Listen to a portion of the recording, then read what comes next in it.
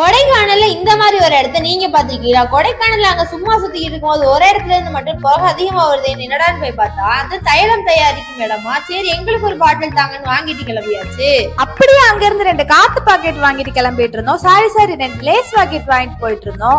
போற வழியில ஒரு இடத்துல ஸ்டாப்பிங் போட்டு அந்த வியூவை ரசிச்சுக்கிட்டு இருந்தோம். நம்ம சாப்பாடுலாம் வீட்டுல இருந்தே கொண்டு வந்தோம். அதை எங்க வச்சு சாப்பிடலாம்னு யோசிச்சுட்டு இருக்கும் போது கொடைக்கானல்ல பூம்பாறைன்னு ஒரு கிராமம் இருக்குன்னு தெரிய வந்துச்சு. சரி, அங்க போவோமே சொல்லிட்டு விறுவிறுன்னு கிளம்பியாச்சு. அங்க போய் பார்த்தா ஒரு பள்ளிவாசல் இருந்துச்சு. சரி, இங்கே சாப்பிடலாம் சொல்லிட்டு உள்ள போயாச்சு. போற வழியிலே ஃப்ரெஷ்ஷா பீன்ஸ் எல்லாம் கழுவிட்டு இருந்தா அதே ஒரு பார்வையை போட்டு விறுவிறுன்னு பள்ளிவாசலுக்குள்ள போயாச்சுங்க. எத்தனை நாள் நாங்க மட்டும் தனியா வைப்புட்டு தாக்குறது? சப்ஸ்கிரைப் பண்ணா எல்லாரும் சேர்ந்து வைப்புட்டு தாக்கலாம்னு அப்படியே ஒரு லைக்கும் போடலாம். அப்படியே அந்த பள்ளிவாசலுக்கு ஒரு தேங்க்ஸ் போட்டு கிளம்பியாச்சு. அட்டா பாய் பாய்.